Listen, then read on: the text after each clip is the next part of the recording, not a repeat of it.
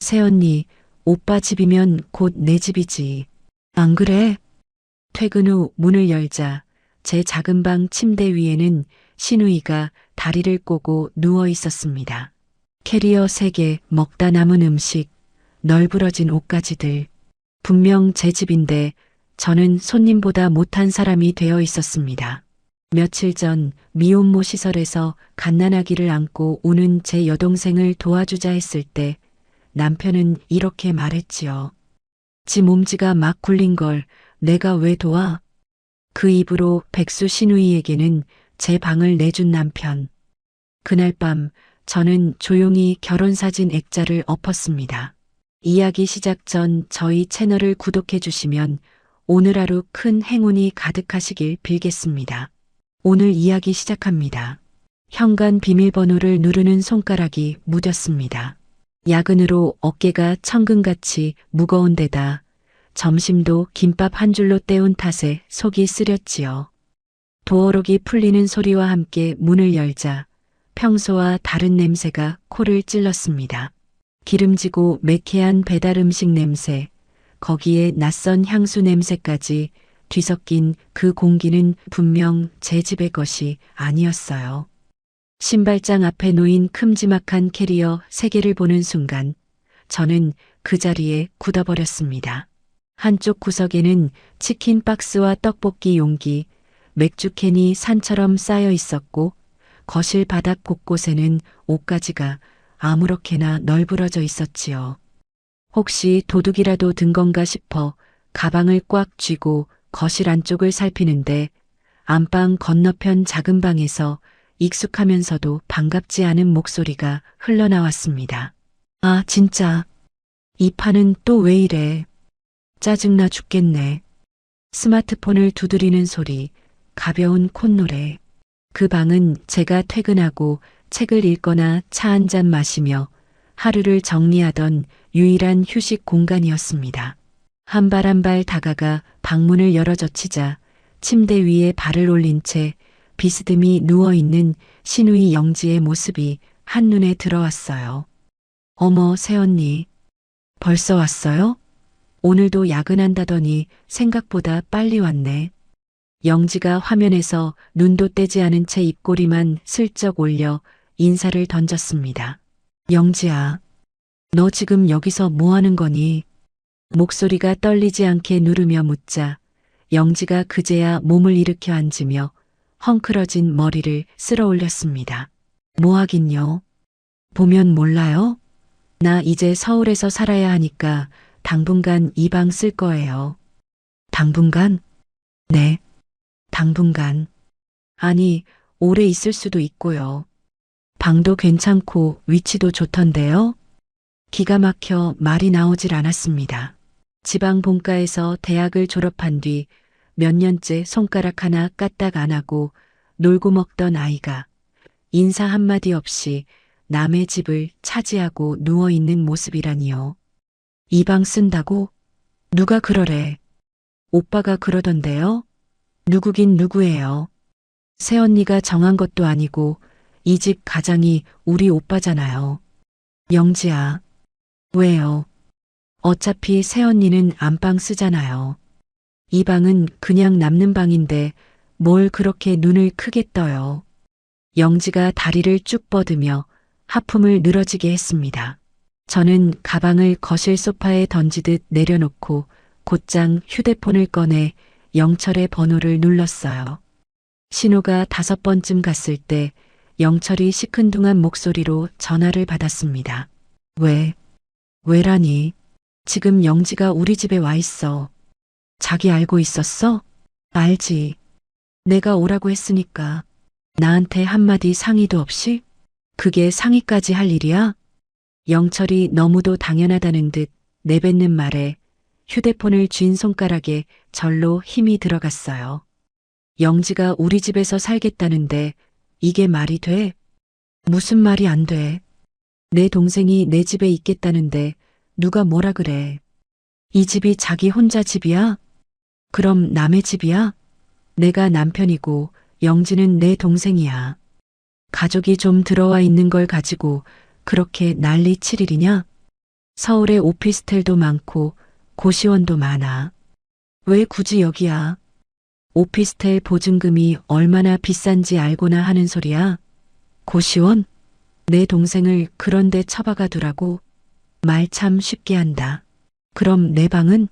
내가 쓰는 방인데. 자기 방? 웃기고 있네. 하루에 몇 시간이나 쓴다고 자기 방이야. 잠은 안방에서 자면서 무슨 서재주인 행세를 해. 전화기 너머로 영철이 짧게 코웃음을 쳤습니다. 내 동생 하나 드리는 게 그렇게 아까워? 처제한테 돈 쓰자고 할 때는 아주 애가 타더니 내 동생한테 방 하나 내주는 건 그렇게 배 아프냐? 지금 그 말 진심이야? 진심이지. 그리고 영지 좀 풀어놨을 텐데 건들지 마. 괜히 성질 부린다고 애 물건 손 떼면 나도 가만 안 있어. 영철 씨, 오늘 일찍 들어갈 테니까 저녁이나 차려놔. 영지 먼 길 왔는데 따뜻한 밥은 먹여야지. 뚝 하고 일방적으로 전화가 끊겼습니다. 손바닥 안에서 식어가는 휴대폰을 멍하니 내려다보는데 사흘 전 그날의 풍경이 머릿속을 가득 메웠지요. 그날 저녁 저는 설거지를 마치고 앞치마를 두른 채로 거실 소파에서 야구 중계를 보고 있던 영철 옆에 조심스럽게 앉았습니다.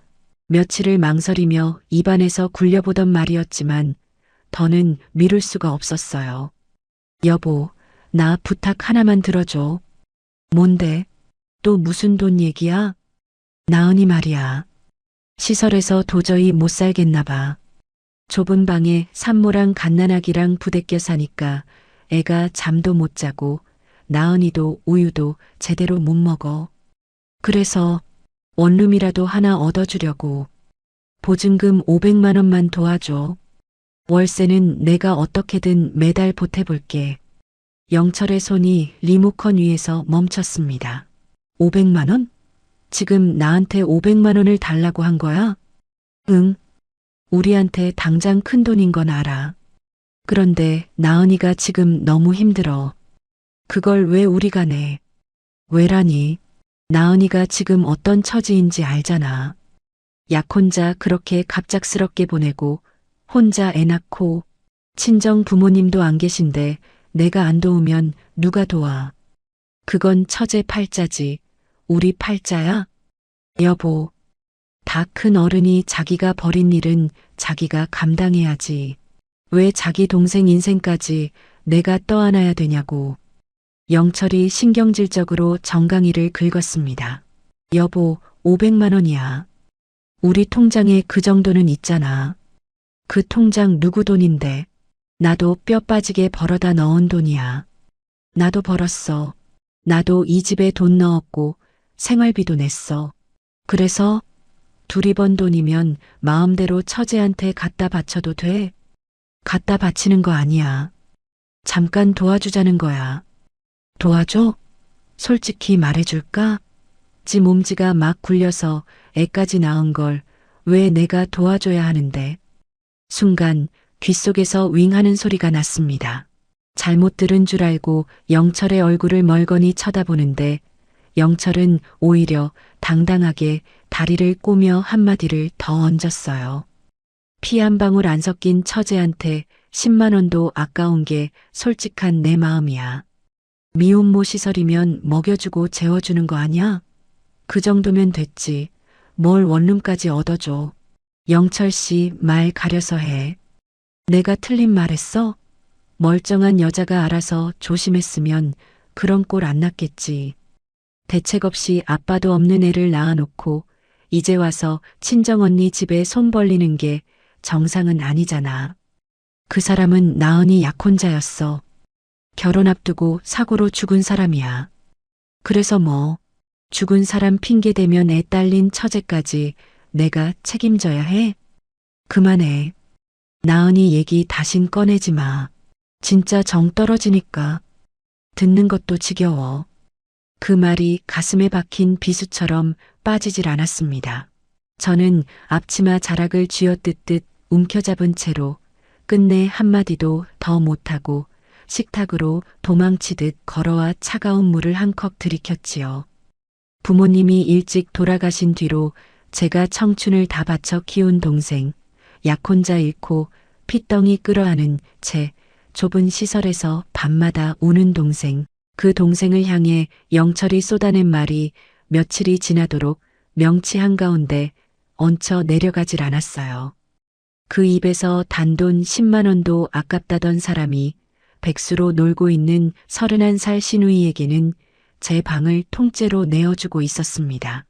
영지가 어슬렁어슬렁 거실로 나와 냉장고를 활짝 열어젖히며 콧노래를 흥얼거리는 모습을 보고 있자니 머리끝에서 발끝까지 뜨거운 기운이 솟구쳤지요. 새언니, 우리 집 콜라 다 떨어졌네. 오빠 오면 사오라고 해야겠다. 아니면 새언니가 퇴근길에 좀 사다 놓든가요? 영지야. 응? 여기 우리 집 맞아? 무슨 말을 그렇게 해요? 오빠 집이면 곧 내 집이지. 안 그래요? 내 집 아니야. 아이고 무서워라. 새언니가 그렇게 말한다고 이 방이 새언니 혼자 방이 돼요? 오빠가 쓰라는데 새언니가 뭘 어쩔 건데요? 영지가 어이없다는 듯 피식 웃으며 냉장고 문을 쾅 닫았습니다. 그리고 새언니, 너무 표정 그렇게 하지 마요. 보는 사람 불편하게. 나도 여기 편하게 있으려고 온 건데 새언니가 주인 행세하면 나 진짜 불편하거든요. 말문이 막혔습니다. 저는 한참을 그 자리에 우두커니 서 있다가 결국 안방으로 들어가 천천히 옷을 갈아입었어요. 거울 속에 비친 제 얼굴은 화장이 다 지워지고 눈밑이 검게 가라앉아 있었지요. 거실에선 영지가 텔레비전 볼륨을 한껏 올려놓고 깔깔거리며 친구와 통화하는 소리가 끊임없이 새어 들어왔습니다. 야, 우리 오빠 집이 진짜 좋아. 방도 넓고 햇빛도 잘 들고. 응, 새언니. 직장 다녀서 낮에는 없어. 신경 안 써도 돼. 아니야, 오빠가 나 완전 편하게 있으래. 새언니 눈치? 내가 왜 봐. 여긴 우리 오빠 집인데. 새언니가 좀 예민하긴 해. 근데 뭐 어쩌겠어. 내가 들어와 버렸는데. 벽을 두드리고 싶은 충동을 꾹 누르며 침대에 걸터앉는데 손바닥에 진땀이 배었습니다. 저녁 9시가 다 되어서야 현관문이 열리는 소리가 났습니다. 영철이 양손 가득 비닐봉지를 든 채 들어서며 환한 얼굴로 외쳤어요. 영지야, 오빠 왔다. 네가 좋아하는 양념 반 후라이드 반에 생맥주까지 사왔다. 오빠 최고. 역시 우리 오빠밖에 없어. 우리 영지 서울 입성 첫날인데 이 정도는 해줘야지. 힘들었지? 응. 짐 푸느라 너무 힘들었어. 새언니는 얼굴만 굳히고 도와주지도 않더라. 그랬어? 신경 쓰지 마. 원래 피곤하면 저래. 영지가 거실에서 뛰쳐나와 영철의 팔에 매달리듯 안겼습니다. 영철은 그런 영지의 머리를 다정하게 쓰다듬으며 식탁으로 향했지요. 저는 부엌 한쪽에 비켜선 채로 그 광경을 멍하니 바라보고 있었는데 영철은 마치 제가 그 자리에 없는 사람인 양 눈길 한 번 주지 않았습니다. 여보, 식사는? 조심스럽게 물어보자 영철이 치킨 박스를 뜯으며 짧게 대꾸했어요. 아, 우리는 시켜 먹기로 했어. 자기는 자기 알아서 챙겨 먹어. 우리? 오빠랑 나랑. 지은 씨도 여기 사는 사람인데 말 한마디는 했어야 하는 거 아니야? 왜 또 따지는 말투야? 치킨 먹고 싶으면 같이 먹든가. 근데 영지 좋아하는 맛으로 산 거니까 괜히 뭐라 하지 말고. 새언니, 괜히 우리 때문에 기분 상한 척하지 마요. 먹고 싶으면 드세요. 아니면 밥 차려 드시든가. 영지야. 왜요? 제가 뭐 못할 말 했어요? 영지가 콜라 잔을 받아들며 활짝 웃었습니다. 저는 그 두 사람 사이에 가만히 서서 10년 가까이 이 집에서 무엇이었는지를 새삼 곱씹었지요. 영철의 어머니 칠순 잔치 비용 1,000만 원을 통장에서 꺼내드리고 영철이 코인이며 주식으로 날린 돈을 메우느라 야근을 자청하며 시댁 김장이며 제사며 한 번도 빠지지 않고 챙겼던 그 모든 시간이 한순간에 우습게 무너지는 기분이었습니다. 작은 방 쪽으로 시선을 돌리자 영지가 풀어놓은 짐이 바닥에 발 디딜 틈도 없이 쌓여 있었어요. 명품 화장품 박스, 옷까지, 헤어 도구, 심지어 곰 인형까지. 거실 한복판에서는 영철과 영지가 마주 앉아 닭다리를 뜯으며 큰 소리로 떠들고 있었지요. 오빠, 새언니 표정 진짜 웃겨. 들어올 때 보니까 마치 자기 집인 줄 알더라. 내버려둬. 어차피 시간 지나면 적응하겠지. 너 편하게 지내. 진짜 괜찮지? 나 여기 있으면서 눈치 안 봐도 되지? 눈치 보긴 뭘 봐. 내가 있으라는데 누가 뭐래. 새언니가 뭐라고 하면? 나한테 말해. 내가 알아서 할게. 네가 괜히 저 사람 말에 휘둘릴 필요 없어. 귀에 박힌 그 말에 저는 들고 있던 빈 컵을 식탁 위에 천천히 내려놓았습니다. 손목이 부르르 떨렸지만 어금니를 꽉 깨물고 안방문 손잡이를 돌렸어요. 방문을 등 뒤로 닫는 순간 거실에서 영지의 카랑카랑한 목소리가 또렷이 새어 들어왔습니다. 오빠, 새언니 저렇게 방에 처박혀 있는 거 좀 봐. 한두 번도 아니고 진짜 답답해 죽겠어. 신경 쓰지 마. 저 사람 원래 저래. 근데 오빠, 나 솔직히 좀 무서워. 새언니가 나 미워하는 것 같단 말이야. 미워하긴 누가 미워해. 네가 우리 집에 오는 게 뭐 어때서. 가족인데. 맞아. 가족인데. 새언니는 왜 그렇게 가족정이 없대? 그러니까 자기 동생한테는 돈 못 퍼줘서 날리면서 내 동생한테는 방 하나도 아까워하잖아. 어머, 진짜?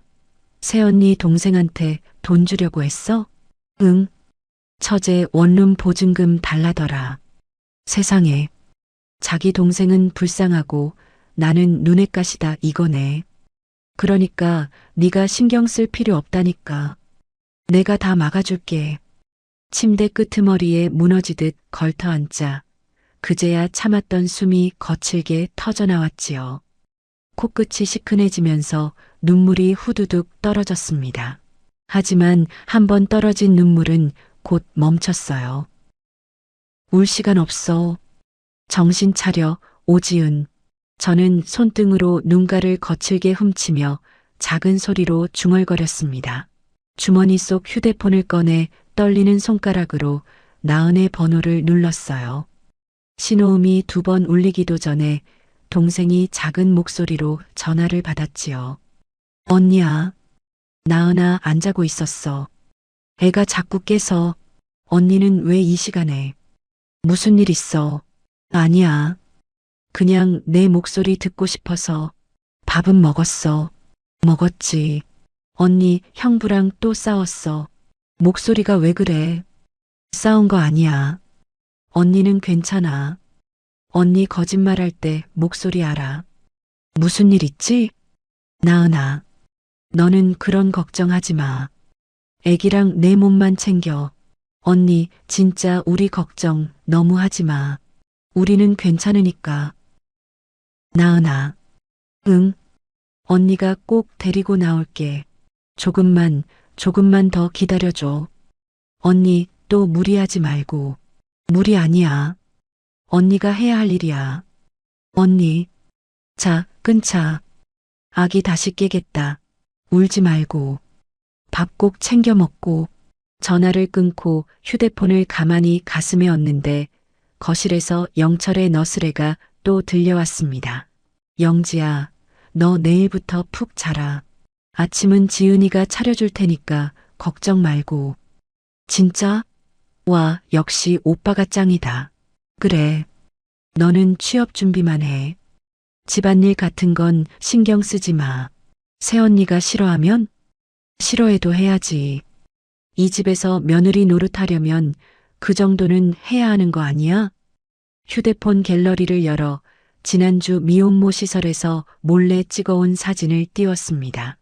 허름한 침대 위에서 깡마른 팔로 갓난아기를 끌어안고 있는 동생의 얼굴, 그 얼굴 위로 제가 등에 업고 다니던 어린 나은의 얼굴이 자꾸만 겹쳐 떠올랐어요.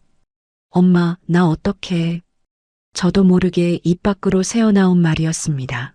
돌아가신 어머니가 마지막으로 손을 잡고 부탁하시던 그날의 음성이 귓가에 또렷하게 살아났지요.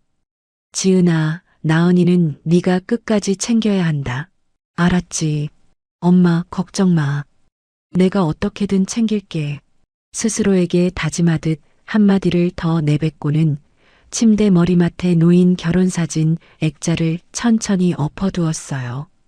유리에 닿은 손끝이 차갑게 식어가는 동안 거실에서는 영철과 영지의 캔 부딪히는 소리, 박장대소가 끊이지 않고 새어들어왔습니다.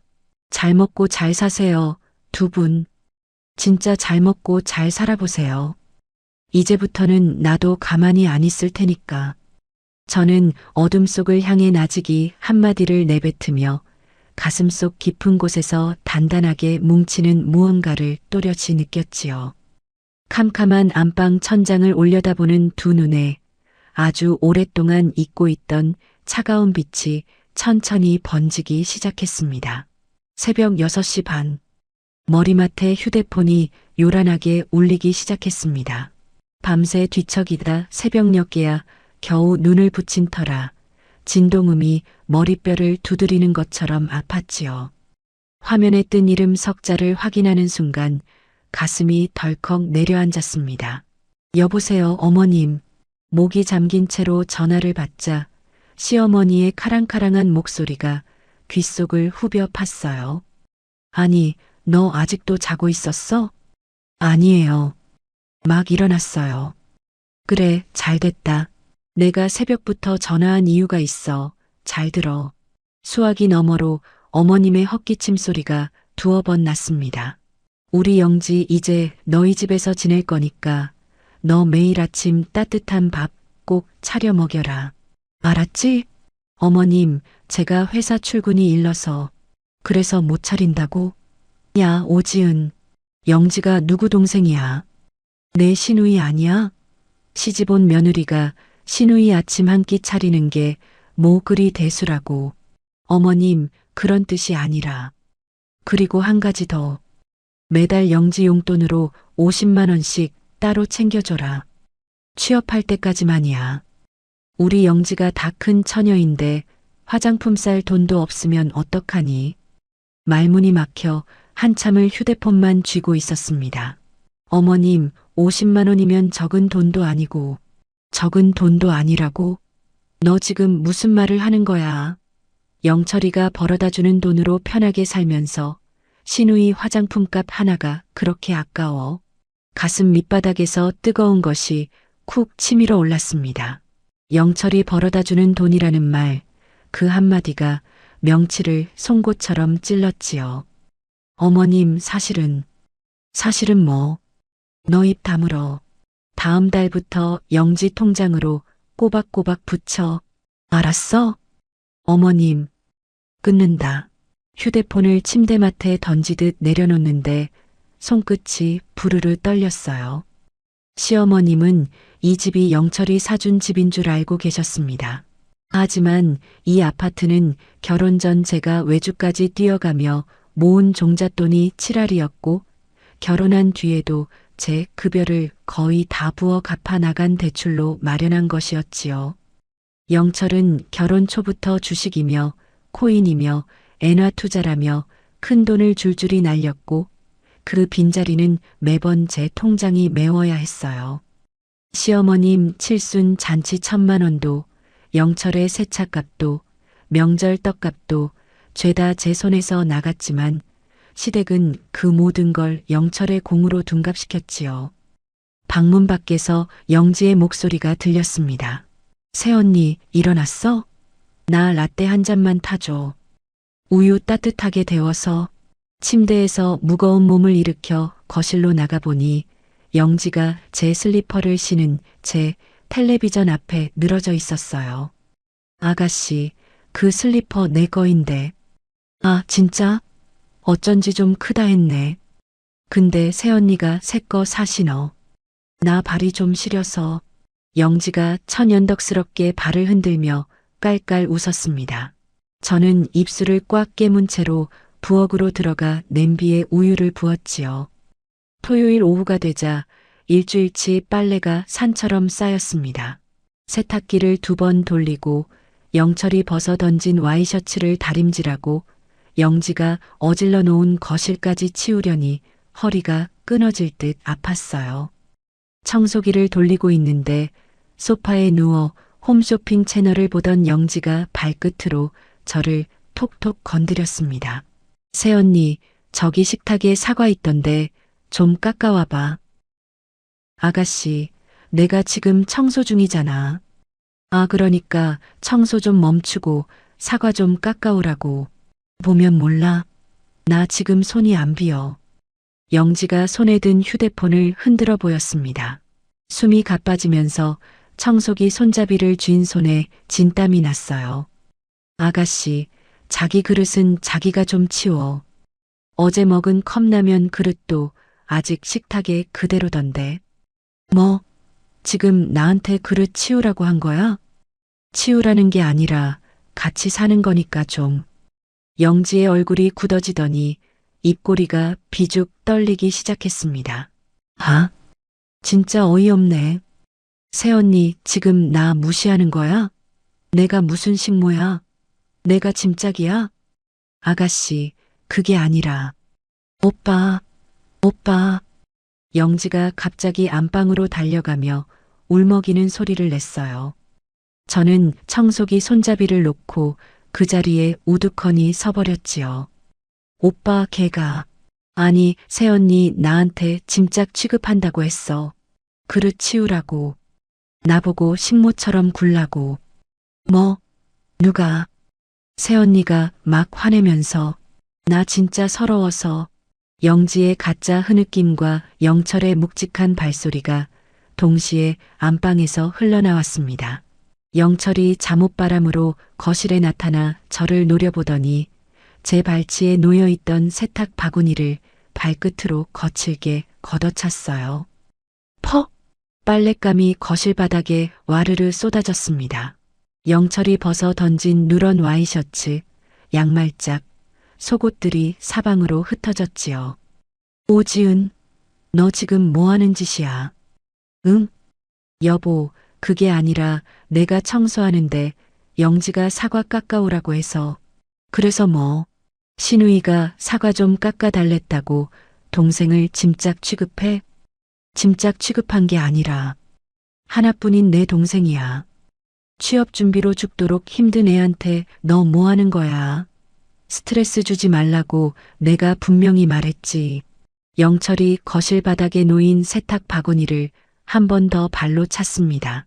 바구니가 벽에 부딪혀 옆구리가 우그러졌지요. 여보, 목소리 좀 낮춰. 옆집 다 들리겠어. 옆집 들리는 게 무서워? 그럼 잘하면 되잖아. 잘하면 되잖아. 내가 뭘 그렇게 잘못했어. 영지가 컵라면 그릇 며칠째 안 치워서. 그까짓 그릇 하나 네가 좀 치우면 어디 덧나? 너 월급 받는 게 어디서 받는 건데. 결국은 다 내 덕분이지. 순간 귀가 멍해졌습니다. 영철의 입에서 나온 그 말이 지난 10년 동안 영철의 빚을 메우느라 제가 흘린 땀과 잠을 통째로 부정하는 한마디였으니까요. 오빠 그만해. 나 때문에 새언니랑 싸우지 마. 영지가 영철의 팔에 매달리며 또 한 번 가짜 눈물을 짜냈습니다. 영철이 영지의 어깨를 다정하게 두드리며 한층 누그러진 목소리로 말했어요. 넌 걱정하지 마. 오빠가 다 알아서 할게. 들어가서 쉬어. 응. 오빠 사과만 좀 깎아주면 안 돼? 손이 너무 떨려서. 그래, 오빠가 깎아줄게. 가서 누워있어. 영지가 흐느끼는 신용을 하며 작은 방으로 사라졌습니다. 영철은 곧장 부엌으로 가 사과를 집어들었고 저는 거실 바닥에 흩어진 빨랫감 한가운데 우두커니 서 있었지요.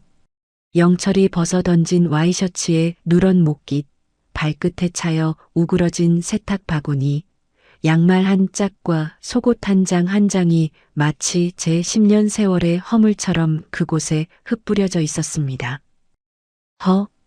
저도 모르게 헛웃음이 새어나왔습니다. 부엌에서는 영철이 사과를 깎으며 영지에게 다정한 목소리로 묻고 있었어요. 영지야, 우유도 한 잔 따뜻하게 데워줄까? 오빠 진짜 너무 좋아. 역시 오빠밖에 없어. 저는 천천히 무릎을 굽혀 바닥에 떨어진 영철의 와이셔츠를 한 장 집어들었습니다. 손가락 끝에 끈적한 기름때가 묻어났지요. 저는 그 옷을 세탁 바구니에 다시 넣지 않았어요. 대신 부엌 한쪽에 놓여있던 검은색 종량제 봉투를 거칠게 끌어다 바닥에 흩어진 영철의 옷가지를 한 장씩 그 안으로 쳐넣기 시작했습니다. 여보, 뭐해? 영철이 사과 접시를 든 채 부엌에서 고개를 내밀었어요. 내일 새벽에 분리수거 날이라. 그게 다 빨래 아니야? 이건 빨래가 아니야. 저는 종량제 봉투에 매듭을 단단히 묶으며 입꼬리에 옅은 미소를 띄었습니다. 이건 쓰레기야. 영철이 무어라 말을 하려다 입을 다물었어요. 저는 그 봉투를 든 채로 안방으로 들어가 문을 잠갔지요. 방문에 등을 기대고 천장을 올려다보는데 10년 동안 한 번도 들어본 적 없던 차분한 목소리가 가슴 한가운데서 또렷하게 울려 퍼졌습니다. 이제 끝났어. 끝낼 거야. 봉투를 옷장 깊숙이 밀어넣고 저는 화장대 앞에 앉아 거울 속 제 얼굴을 가만히 들여다봤어요. 거울 안의 여자는 더 이상 울고 있지 않았습니다. 토요일 아침, 저는 새벽부터 부산스럽게 가방을 챙겼습니다. 보온병에 끓인 미역국을 가득 채우고 동대문에서 사둔 갓난아기 옷가지와 기저귀 한 묶음을 큼지막한 종이 가방에 담았지요. 코트 안주머니 깊숙한 곳에는 어제 은행에 들러 새 지폐로 인출해 봉투에 넣은 돈 100만 원이 단단히 자리 잡고 있었습니다. 거실에서는 잠옷바람에 영철이 텔레비전을 켜놓은 채 소파에 누워 있었어요. 여보, 나 잠깐 나갔다 올게. 어디 가는데? 회사에 잠깐 들를 일이 있어서. 토요일에 무슨 회사를 가? 영철이 부스스 눈을 떴습니다. 갑자기 거래처 일이 잡혔어? 점심때쯤 돌아올 거야. 잘도 거래처겠다. 자기 또 처가 쪽 사람들이랑 만나는 거 아니야? 아니야. 다녀올게. 저는 황급히 가방을 챙겨 현관문을 빠져나왔습니다. 택시를 잡아타고 외곽으로 1시간 가까이 달리는 동안 차창에 비친 제 얼굴을 보고 또 봤어요. 회색 담벼락 너머로 보이는 낡은 3층 건물 앞에 내리자 가슴이 쿵쾅거리기 시작했지요. 2층 복도 끝 가장 안쪽 방, 주먹을 쥐었다 폈다 한 끝에 방문을 두드렸습니다. 누구세요? 문 너머로 들리는 동생의 가느다란 목소리에 코끝이 찡해졌어요. 나야. 나은아. 언니. 문이 활짝 열리는 순간 저는 그 자리에 그대로 굳어버렸습니다. 방 안에는 가구라고 할 만한 것이 거의 없었어요. 한쪽 구석에 얇은 매트리스가 깔려 있고 옆에는 박스로 임시로 만든 기저귀함이 놓여 있을 뿐이었지요. 습기 찬 벽지 위로 곰팡이 자국이 거뭇거뭇하게 번져 있었고 작은 창문으로 들어오는 햇빛마저 흐릿했습니다. 언니, 어떻게 갑자기? 핏덩이를 한쪽 팔로 안은 채 분유통을 들고 있던 나은의 얼굴은 한 달 새 반쪽이 되어 있었어요. 광대뼈가 도드라지고 입술은 마른 풀잎처럼 갈라져 있었습니다. 나은아, 언니 왜 그래? 울긴 왜 울어? 어서 들어와. 미안해, 나은아. 정말 미안해. 저는 가방을 바닥에 내려놓고 동생을 와락 끌어안았습니다. 품 안의 어깨가 너무 가벼워 차마 힘을 줄 수가 없었어요. 나은이 오히려 제 등을 토닥거리며 작은 소리로 속삭였지요. 미안하긴 뭘 미안해. 언니가 왜 미안해. 우리 아기 잘 있었어? 응, 잘 먹고 잘 자. 봐봐, 살 좀 올랐지? 나은이 강보에 쌓인 아기를 제 품에 살그머니 안겨주었습니다. 손바닥만 한 얼굴이 부드럽게 새근거리는데 손가락 하나하나가 어찌나 가느다란지 가슴이 다 미어졌어요. 이름은 아직 안 지었어? 응. 출생신고 갈 때 같이 지으려고. 아빠 없이 출생신고하려니까 시간이 좀 걸려서. 우리 아기 너무 예쁘다. 언니 얼굴이 왜 이래? 잠은 자고 다녀? 나야 괜찮지. 형부랑 또 뭐 안 좋은 일 있었어? 아니야. 언니 거짓말. 눈가에 다크서클 좀 봐. 나 때문에 또 싸운 거지? 나은아, 그런 거 아니야. 언니, 나 진짜 괜찮아. 나은이 제 손을 두 손으로 꽉 잡았습니다. 손등에는 찬바람에 트인 자국이 거뭇거뭇했고 손톱 끝은 분유가루로 하얗게 굳어 있었어요. 여기 시설에서 매달 지원금도 나오고 분유랑 기저귀도 일정량 주거든. 나 어떻게든 버틸 수 있어. 그러니까 언니 형부랑 싸우지 마. 알았지? 나은아. 엄마 돌아가시고 언니가 나 학교 보내준 거, 시집 보내려고 적금 든 거, 나 다 알아. 이제 언니가 행복할 차례야. 나 때문에 언니까지 힘들면 나는 진짜 못 살아. 무슨 그런 말을 해. 너는 내 동생이야. 하나뿐인 내 동생. 애 낳을 때 언니가 분만실 밖에서 밤새 울었다는 거 간호사 선생님이 다 얘기해줬어. 언니, 나는 언니한테 갚을 거 너무 많아. 목구멍 안쪽이 뜨거워지면서 눈물이 자꾸 차올랐습니다. 저는 동생을 다시 끌어안으며 등을 가만가만 쓸어주었어요. 애 낳느라 고생 많았어, 나은아. 엄마가 살아계셨으면 너 미역국 진작에 끓여주셨을 텐데. 더 잘해주셨을 텐데. 언니, 울지 마. 나은아, 너 절대 혼자라고 생각하지 마. 언니가 있잖아. 품 안의 아기가 작게 칭얼대기 시작하자 나은이 황급히 분유통을 들었습니다. 저는 짐가방을 뒤적이는 척하며 동생이 등을 돌린 사이 코트 안주머니에서 봉투를 꺼냈어요. 바닥 한쪽에 놓인 낡은 기저귀 가방, 그 안쪽 주머니 깊숙한 곳에 봉투를 단단히 찔러 넣고 지퍼를 다시 올렸지요. 언니 갈 거야? 응, 형부 점심 때문에. 다음 주에 또 올게. 그때는 좀 더 오래 있을게. 언니 다음에 올 땐 빈손으로 와. 응? 약속해. 그래, 알았어. 엘리베이터 앞까지 따라 나온 나은을 떠밀듯 방으로 돌려보내고 저는 비상계단을 한 칸 한 칸 내려오면서 얼굴을 두 손으로 가렸습니다. 어금니를 꽉 깨물지 않으면 흐느낌이 그대로 새어나올 것 같았어요. 택시를 잡고 집으로 돌아왔을 때는 오후 2시가 다 되어 있었습니다. 현관문을 여는 순간 매콤하고 기름진 마라탕 냄새가 코를 찔렀어요. 거실 바닥에는 명품 화장품 쇼핑백이 5개도 넘게 널브러져 있었고 영지가 그 한복판에 앉아 새 립스틱을 발라보고 있었지요. 영철은 식탁 의자에 앉은 채로 저를 빤히 노려보고 있었습니다. 왔어? 다녀왔어. 가방 좀 줘봐. 갑자기 무슨 가방? 줘봐. 영철이 자리에서 일어나 성큼성큼 다가왔어요. 저는 가방을 등 뒤로 감췄지만 영철이 그것을 거칠게 낚아채 안을 뒤집어 버렸습니다. 휴대폰을 꺼내 카드사 앱으로 사용 내역을 손가락으로 일일이 훑던 영철의 입꼬리가 비틀렸지요.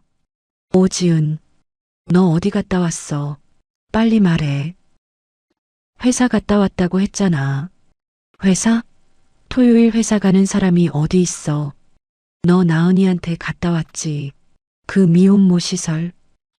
돈 갖다 줬어? 응? 얼마 갖다 줬냐고. 영철의 손이 제 옷깃을 거머쥐었습니다. 저는 비틀거리며 한 발 물러섰지만 영철은 그대로 따라붙어 멱살이 잡힐 듯 가까이 들이밀었어요. 여보, 손 놔.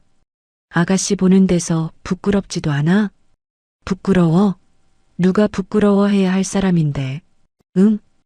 영지가 그 옆에 와서 팔짱을 끼며 비웃듯 말을 거들었습니다. 어휴, 진짜. 새언니도 참 끈질기다. 그래서 그 동생 결혼도 안 하고 애부터 덜컥 낳더니 이제는 빼먹을 게 없으니 친정 언니 등골까지 빼먹네. 애비 없는 자식 키우는 게 무슨 벼슬이라고. 아가씨, 왜? 내가 틀린 말 했어요? 멀쩡한 집에서 멀쩡한 남자 만나서 낳은 애도 키우기 힘든 세상에 아빠도 없는 애를 낳아와서는 진즉 지웠어야지. 순간 머릿속이 새하얗게 비었습니다. 저도 모르게 손이 번쩍 들렸어요. 영지의 뺨을 향해 손이 채 닿기도 전 영철이 제 손목을 강하게 낚아챘습니다. 아!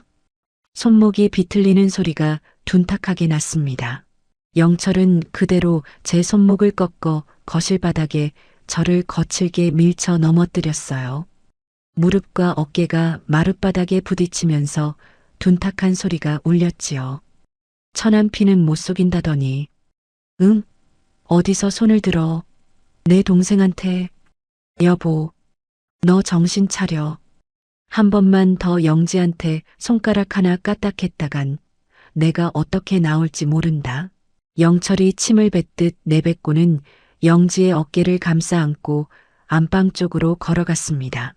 영지는 영철의 팔짱을 끼고 어깨 너머로 저를 한번 흘끔 돌아보며 깔깔거렸지요. 오빠, 새언니 진짜 무섭다. 나 진짜 죽을 뻔했어. 걱정 마. 오빠가 있잖아. 차가운 거실 바닥에 쓰러진 채로 저는 두 사람의 낄낄거리는 웃음소리를 이명처럼 들었어요. 바닥에 닿은 뺨은 차갑고 손목은 욱신거리며 부어올랐고 입안에서는 짠 피 맛이 났습니다. 한참을 그렇게 누워 있다가 저는 멀쩡한 손으로 바닥을 짚고 천천히 몸을 일으켰지요. 다음 날 아침 저는 영철이 아직 자고 있는 새벽 시간에 조용히 집을 나와 동네에서 가장 먼 정형외과를 찾았습니다. 환자분, 이거 누가 그랬어요? 손목 인대가 늘어났는데요.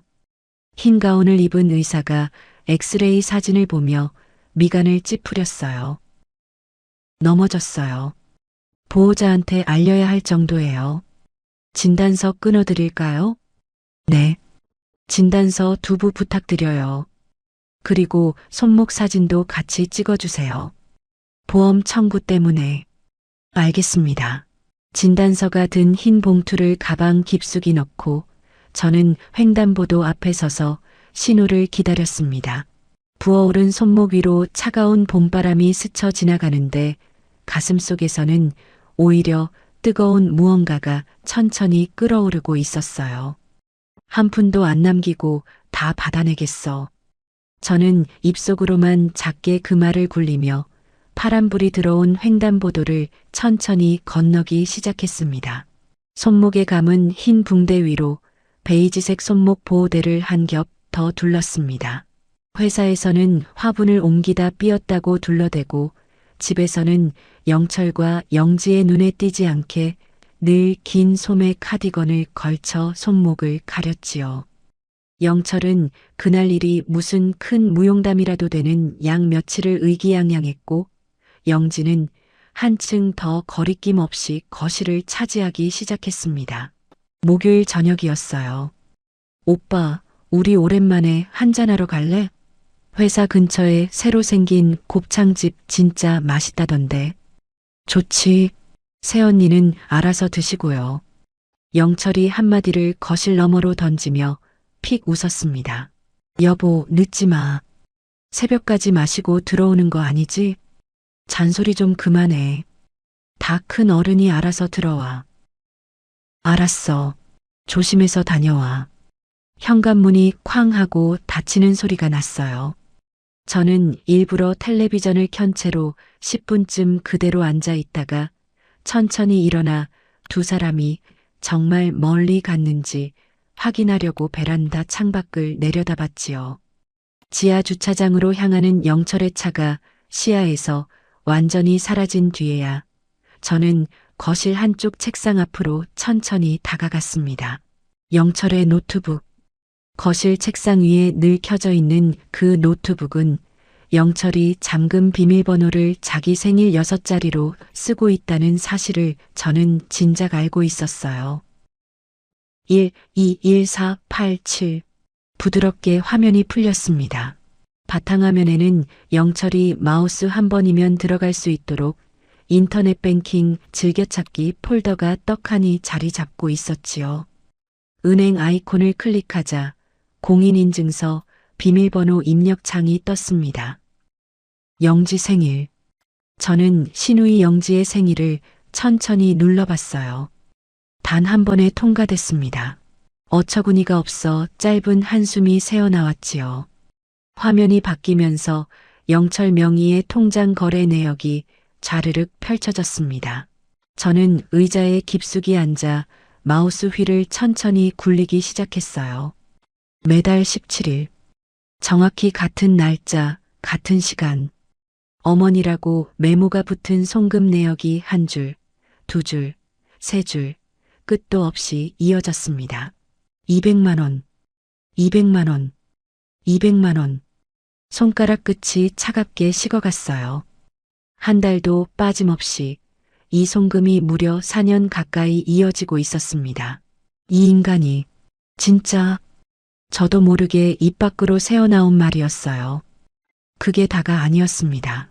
다른 탭의 대출 메뉴를 눌러보는 순간 저는 그대로 의자 등받이에 등이 쏠려 굳어버렸지요. 한국은행, 신한, 우리, 하나, 영철 명의로 잡혀있는 신용대출이 한두 군데가 아니었어요. 거기에 카드론까지 3장. 숫자를 머릿속으로 하나씩 더해가는데 합계가 1억 5천만 원을 훌쩍 넘었습니다. 1억 5천. 소리내어 그 숫자를 한 번 더 입에 올려봤어요. 도무지 믿기지 않아 화면을 새로 고침까지 했는데도 숫자는 그대로였지요.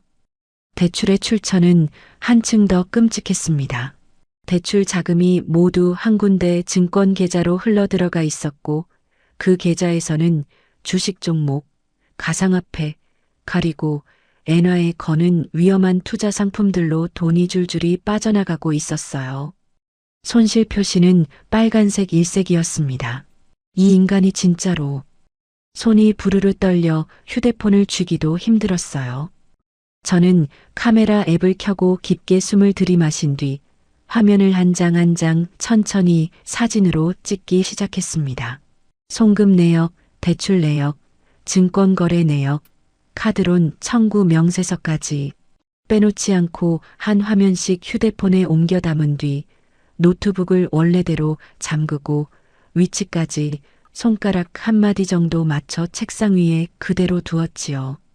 침대에 엎드려 휴대폰을 손에 꽉 쥔 채로 저는 천장을 한참 동안 노려봤습니다. 가슴이 너무 빨리 뛰어서 손바닥을 가슴 위에 얹어야 진정이 됐어요.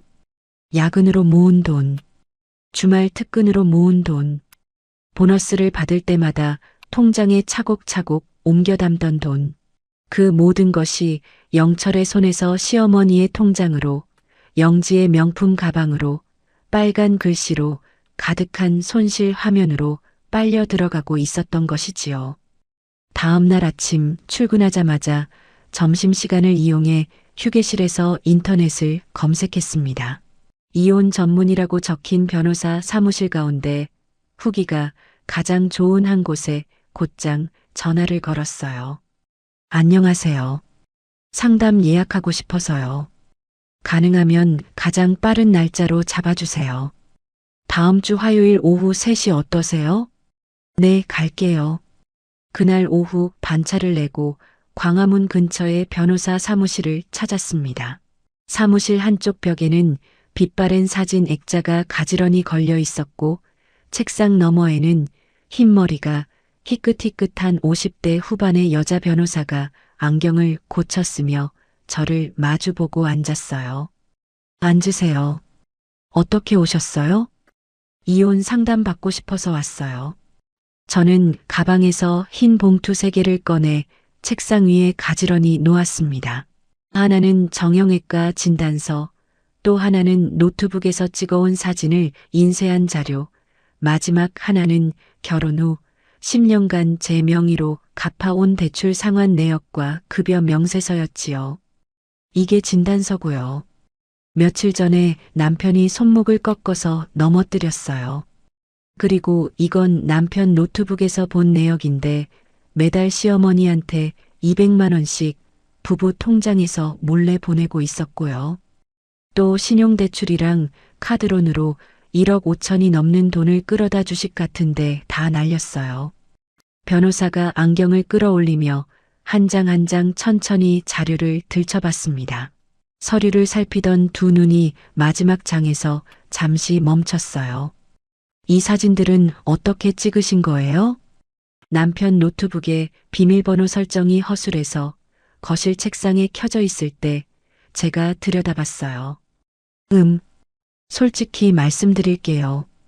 이렇게 찍어오신 자료만으로는 법정에서 바로 증거로 쓰기 어려워요. 출처에 다툼이 있을 수 있거든요. 그럼 어떡해요? 걱정 마세요. 이혼 소송을 정식으로 걸면 법원을 통해서 남편분 명의의 모든 금융 거래를 합법적으로 다 끌어낼 수 있어요. 사진은 일단 사모님이 진실을 알고 계셨다는 정황 자료로 봐도 충분합니다. 변호사가 안경을 벗어 책상에 내려놓으며 차분한 목소리로 말을 이었어요. 가장 좋은 소식부터 말씀드릴게요. 남편분이 끌어다 쓴 빚, 그건 부부 살림에 쓴 돈이 아니라 도박성 투자에 쏟아부은 돈이에요. 이런 빚은 부부 공동 책임으로 잘 안 봐줘요. 거의 남편분 혼자 책임지게 되실 가능성이 큽니다. 정말요? 네. 그리고 이 상환 내역이랑 급여 명세서, 결혼 전 자금에다가 결혼 후 사모님 월급으로 거의 다 갚으셨네요. 이 정도면 아파트랑 예금, 사모님 몫이 거의 다라고 봐도 됩니다. 가슴속에서 무언가가 단단하게 자리 잡는 게 느껴졌습니다. 변호사님, 한 가지 더요. 시어머니한테 매달 보낸 그 200만 원, 그것도 돌려받을 수 있어요? 부부 통장에서 제 동의도 없이 빼서 보낸 거니까요. 변호사의 입꼬리에 옅은 미소가 번졌어요. 있어요. 부당이득 반환 청구라는 게 있어요. 어려운 말 빼고 쉽게 말씀드리면 남이 정당한 이유 없이 가져간 돈은 도로 토해내야 한다는 거예요. 시어머님이 그 돈을 받을 정당한 권리가 없는 입장이면 받은 돈 전부를 돌려주셔야 해요. 받은 돈 전부요. 정말로요. 네. 4년이면 거의 1억 가까이 되네요. 시어머님 입장에서는 머리가 띵하실 거예요.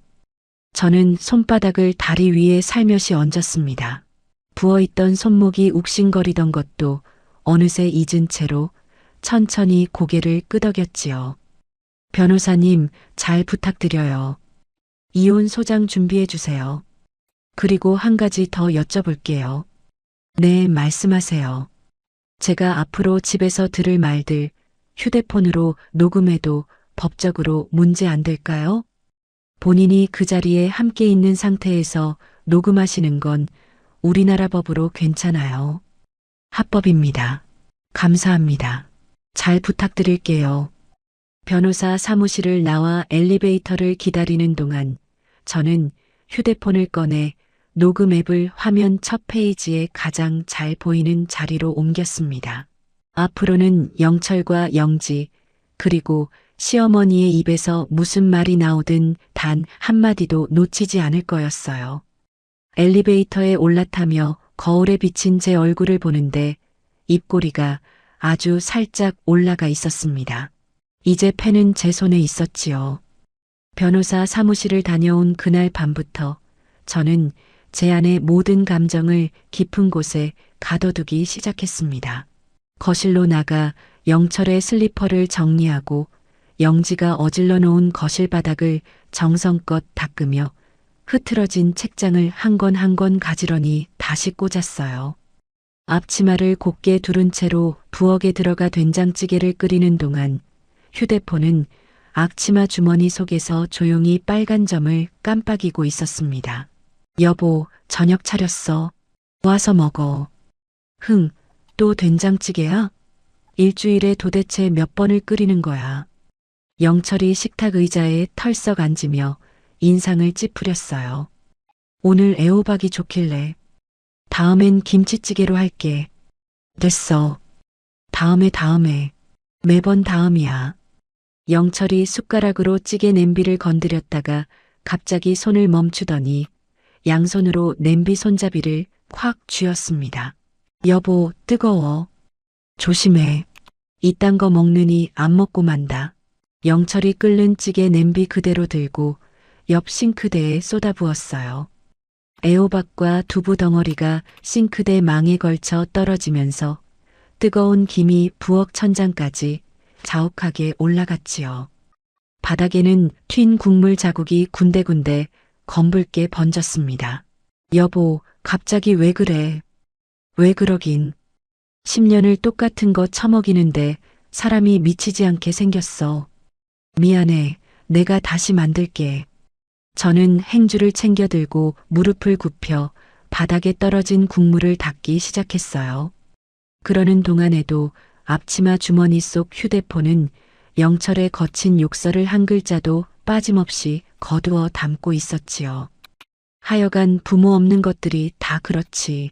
멀쩡한 음식을 만들 줄을 몰라. 여보, 미안해. 라면이라도 끓여줄까?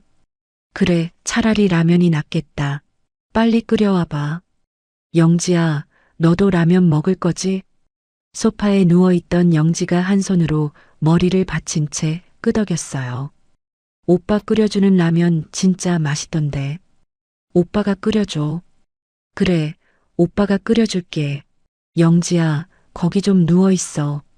저는 행주를 꽉 짠 채 입꼬리에 옅은 미소를 띠며 천천히 고개를 끄덕였습니다. 앞치마를 풀고 식탁 의자에 앉으며 영철 쪽으로 살짝 몸을 기울였어요. 여보, 라면 다 끓이면 맥주도 한 캔 마실래? 시원하게. 그럴까? 내가 꺼내올게. 오랜만에 자기랑 한잔하고 싶어서. 영철의 표정이 순식간에 누그러졌습니다. 한 캔, 두 캔. 영철이 맥주를 들이켜는 사이 저는 의자 옆에 휴대폰을 슬쩍 세워두고 화면을 그쪽으로 향하게 놓았어요. 여보, 나 사실 회사에서 사정이 좀 생겼어. 무슨 사정? 우리 부서 후배가 부동산 담보로 추가 대출 받았다고 하더라. 금리가 그렇게 좋대. 우리도 한번 알아볼까 싶어서. 담보?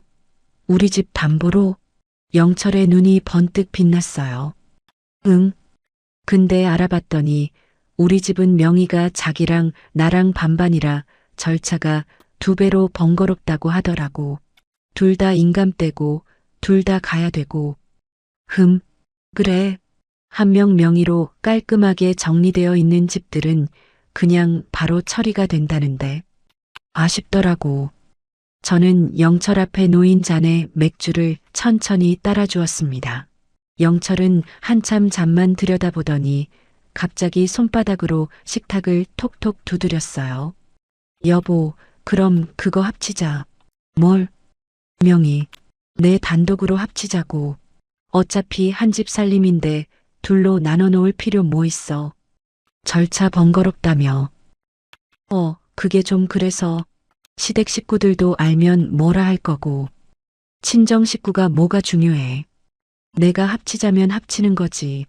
영철이 다시 맥주를 들이켜며 신이 난 듯 영지에게 손짓을 했어요. 영지야, 너 들었지?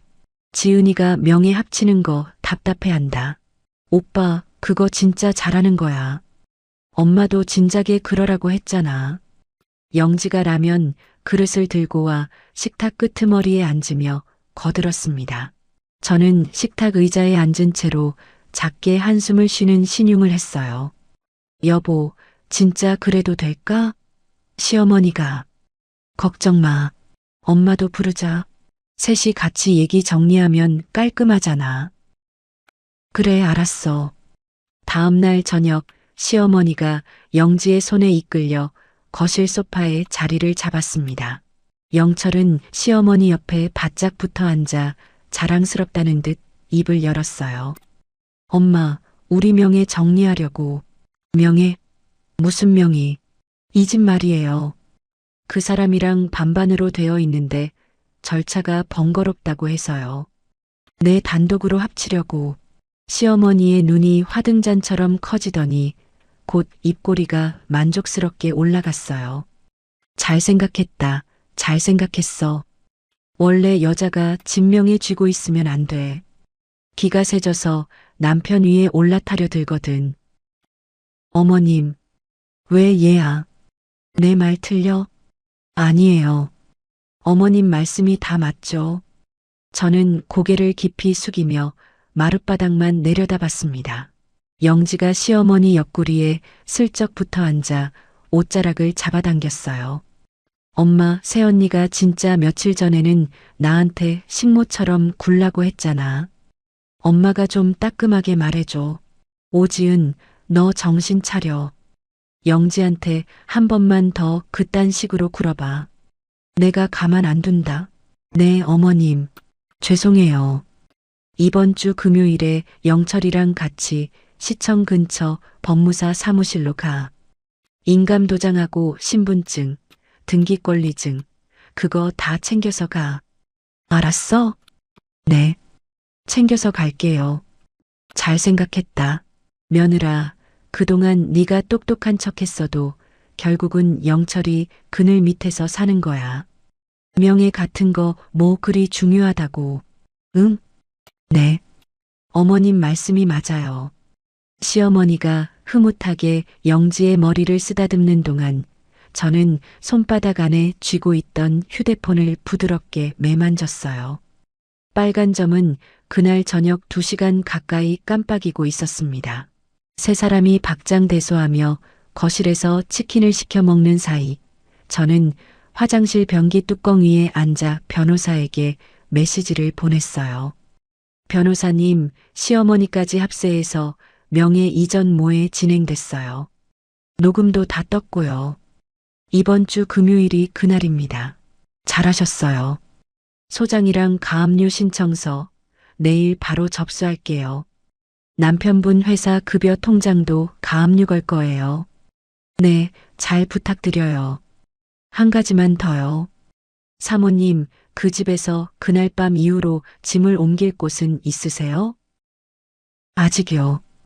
오피스텔이든 호텔이든 변호사인 제 명함 가지고 가서 보증금 부담 적은 곳으로 잡으세요. 짐은 미리 옮겨두시는 게 좋아요. 결정적인 순간 이후엔 그 집에 1시간도 더 있지 마세요. 저는 그날 밤 늦은 시간 회사 동료의 소개를 통해 회사 근처 새 오피스텔에 가계약을 걸었습니다. 보증금은 마이너스 통장에서 빼서 영철의 흔적이 닿지 않는 제 단독명의 통장으로 처리했어요. 목요일 저녁 모두가 잠든 새벽 2시 저는 안방 옷장 깊숙한 곳에서 검은색 종량제 봉투를 꺼냈습니다. 그 안에는 영철이 노트북으로 들여다본 모든 화면이 인쇄된 종이가 손목 진단서 2부가 그리고 USB 1개가 들어 있었어요. USB에는 변호사가 검토를 마친 녹음 파일들이 가지런히 정리되어 있었지요. 부엌에서 쏟아지던 욕설, 영지가 나은을 향해 내뱉던 모욕, 시어머니가 명예 이전을 명령하던 거목소리까지 폴더 이름은 짧고 정확하게 붙여두었습니다. 증거 1, 증거 2, 증거 3. 저는 가방 안쪽 안주머니에 그 봉투를 단단히 넣고 인감도장이 들어있는 작은 도장집은 화장대 서랍 가장 안쪽에 그대로 두었어요. 금요일 오전에 들고 나갈 가방에는 인감도장이 아니라 그 봉투와 변호사가 마지막으로 전달해준 이혼 소장이 들어 있었지요. 목요일 밤 자정이 넘어 침대에 누운 영철이 곤히 잠든 옆에서 저는 한 번 더 휴대폰을 들어 변호사에게 짧은 메시지를 보냈습니다. 내일 오전 11시 그 카페에서 만나기로 했어요. 진행하겠습니다. 네, 카페 근처에 제가 미리 가 있을게요. 무슨 일 있으면 바로 전화하세요. 화면을 끄고 가만히 천장을 올려다보는데 옆에서 코를 골며 자는 영철의 얼굴이 한심하게 일그러져 보였어요. 잠든 영철 위로 바닥에 쓰러진 채 비웃음을 듣던 그날 밤에 제 모습이 겹쳤지요. 잘 자도. 자기가 두 발로 멀쩡히 일어나서 누리는 마지막 아침이 될 테니까. 저는 입속으로만 그 한마디를 굴리고 영철과 등을 진 채로 벽을 향해 돌아 누웠습니다. 긴 밤이었지만 잠은 평소보다 한결 깊고 고요하게 찾아왔어요. 금요일 아침 저는 평소보다 일찍 일어나 화장을 정성껏 했습니다. 연한 분홍빛 립스틱을 한 번 더 덧바르고 머리는 단정하게 빗어 넘겼지요. 거울 속에 비친 제 얼굴은 더없이 차분했어요. 출근하는 척 가방을 둘러매고 현관문을 나서기 직전 거실에서 양치하던 영철이 말을 걸었습니다. 여보, 인감도장 가방에 넣었지? 11시야. 늦지 마. 응, 챙겼어. 늦지 않을게. 가방에서 빼서 다시 확인해봐. 지난번처럼 빼먹지 말고. 걱정 마. 잘 챙겼어. 저는 미소를 살짝 띤 채로 가방의 자크를 한 번 더 단단히 올렸어요. 그 안에는 인감도장 대신 변호사가 마지막으로 전해준 두툼한 서류 봉투와 USB가 든 자그마한 파우치가 들어 있었지요. 회사로 가는 척 한 정거장 앞에서 내려 미리 빌려둔 오피스텔로 향했습니다. 어젯밤 사이 짐의 절반을 옮겨놓은 그 방에서 저는 마지막으로 변호사에게 전화를 걸었어요. 변호사님, 저 지금 출발해요. 카페 옆 건물 1층 베이커리에 제가 와 있어요. 무슨 일 생기면 바로 전화 주세요. 네, 감사합니다. 약속한 카페는 시청 근처 대형 빌딩 1층에 자리 잡은 곳이었습니다. 유리창 너머로 안을 살피니 가장 안쪽 둥근 테이블에 세 사람이 이미 자리를 잡고 있었어요. 시어머니, 영철, 영지. 세 사람은 머리를 맞대고 무언가를 골똘히 의논하는 중이었지요. 약속 시간보다 10분쯤 늦게 도착한 셈이었습니다. 저는 일부러 입구에서 한 박자 숨을 고른 뒤 카페 문을 천천히 밀고 들어갔어요. 세 사람의 대화 소리가 옆 테이블에도 또렷이 들렸습니다. 엄마, 이번에 명의만 넘어오면 진짜 깔끔하게 끝나는 거지? 그렇지. 등기 정리되면 영철이 단독 명의니까 저 사람 발언권은 끝나는 거야. 오빠, 그럼 이참에 새언니 좀 정리하자. 진짜 나는 새언니랑 못 살겠어. 걱정 마. 엄마가 알아서 정리해 줄 거야. 애도 없는데 어울리는 짝 들이면 그만이지. 내가 진작에 영철이한테 더 잘 맞는 여자 좀 찍어둔 데가 있어. 명예 정리되면 바로 추진할 거다. 영지가 깔깔 웃었고 시어머니가 손등으로 입을 가리며 한껏 흐뭇한 표정을 지었어요. 영철은 다리를 꼬고 앉아 커피잔을 휘저으며 으스대듯 입꼬리를 올리고 있었지요. 저는 그 광경을 5걸음 떨어진 곳에서 한참 동안 가만히 바라봤습니다. 입꼬리가 슬며시 올라가는 것이 스스로도 느껴졌어요. 오래 기다리셨네요. 세 사람이 동시에 고개를 들었습니다. 왔으면 얼른 앉지. 뭐 그렇게 늑장이야. 시어머니가 곁눈으로 저를 흘기며 손짓을 했어요. 영철이 자리를 비켜주며 옆자리를 두드렸지요. 여보, 여기 앉아. 도장 줘봐. 법무사한테 갈 시간 늦겠다. 네, 어머님. 죄송해요. 저는 차분히 가방을 무릎 위에 올려두고 자크를 천천히 열었어요. 손이 떨리지 않게 한 호흡 한 호흡 단단하게 누르며 안에서 두툼한 서류 봉투를 꺼냈지요. 여보, 여기 도장. 그래. 영철이 봉투를 받아들고는 잠시 멈칫했어요. 도장집이라기에는 너무 두툼했으니까요. 영철이 봉투를 열어 안에 서류를 꺼내 펼치는 순간 입가에 머물러 있던 미소가 풀썩 무너졌습니다. 이게 뭐야? 영철의 얼굴이 새하얗게 질리더니 손에 쥔 서류가 부르르 떨리기 시작했어요. 무슨 종이야? 뭔데 가만히 있어?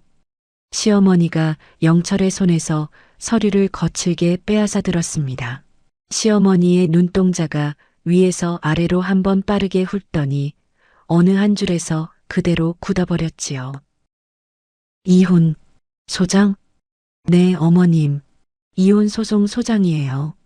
저는 가방에서 작고 까만 블루투스 스피커를 꺼내 테이블 한가운데에 똑바로 올려놓았어요.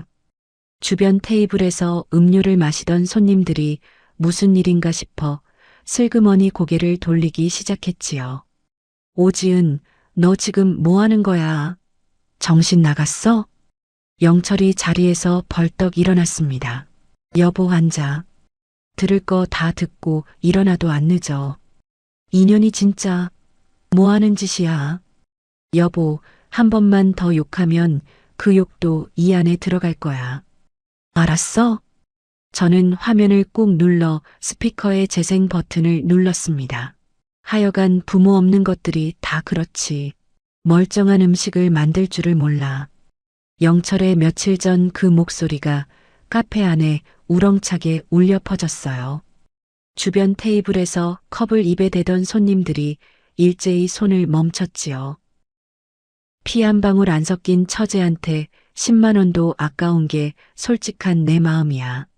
남편 없는 애 키우는 게 무슨 벼슬이라고. 누군지도 모를 남자애를 낳아와서는 원래 여자가 진명에 쥐고 있으면 안 돼. 기가 세져서 남편 위에 올라타려 들거든. 명예 정리되면 바로 영철이한테 어울리는 새 처녀들이는 거야. 영지가 얼굴이 새빨개진 채로 황급히 스피커 쪽으로 손을 뻗었습니다. 새언니, 이거 뭐야, 끄라고. 저는 영지의 손이 스피커에 닿기 직전 손목을 매섭게 쳐냈어요. 건들지 마세요, 아가씨. 다 들을 거니까. 옆 테이블의 중년 부부가 입을 손으로 가리며 시댁 식구들을 흘끔거렸습니다. 뒤쪽 테이블에 앉아있던 젊은 여자 둘이 휴대폰으로 영상을 찍기 시작했지요. 영지가 자리에 풀썩 주저앉으며 두 손으로 얼굴을 가렸습니다. 오지은, 너 어디서 이런 짓을. 영철이 거친 숨을 몰아쉬며 한 발 다가왔습니다. 저는 들고 있던 차가운 얼음물 잔을 들어 영철의 얼굴에 그대로 끼얹어 버렸어요. 으악! 물에 젖은 영철이 양손으로 얼굴을 닦으며 휘청거렸습니다. 한 발만 더 다가와 봐. 다음엔 경찰이 올 거야. 저는 영철의 눈을 똑바로 마주보며 또박또박 말을 이었지요. 여보, 자기가 몰래 끌어쓴 빚 1억 5천. 그거 부부 빚 아니야. 자기가 도박처럼 한 투자로 만든 빚이니까 자기 혼자 책임지는 거야. 나는 한 푼도 안 떠안아. 뭐라고. 오늘 오전에 이미 가압류 신청 들어갔어. 자기 회사 급여 통장도 곧 묶일 거고. 노트북에서 봤던 거 다 사진 찍어놨고 변호사 통해서 법원에서 정식으로 다 끌어낼 거야. 저는 굳어버린 시어머니에게 시선을 천천히 돌렸습니다. 어머님. 매달 17일에 영철이가 부부 통장에서 몰래 빼내서 어머님께 보낸 돈 4년 동안 거의 1억 가까이 되더라고요. 그거 부당이득이에요. 제가 동의 안 한 돈이니까요. 며느라, 그건 받은 돈 한 푼 남김없이 토해내셔야 해요. 어머님. 시어머니의 입술이 새파랗게 질려 떨리기 시작했습니다. 들고 있던 서류가 손에서 미끄러져 테이블 위에 툭 떨어졌지요. 시어머니의 얼굴이 그 자리에서 흙빛으로 변하는 모습을 저는 한 점 흔들림 없이 정면에서 마주 봤어요. 여보, 그게 아니라 내 말 좀. 영철이 떨리는 목소리로 한 걸음 더 다가오려 했습니다. 저는 가방을 둘러매고 의자를 천천히 뒤로 밀어 일어섰어요.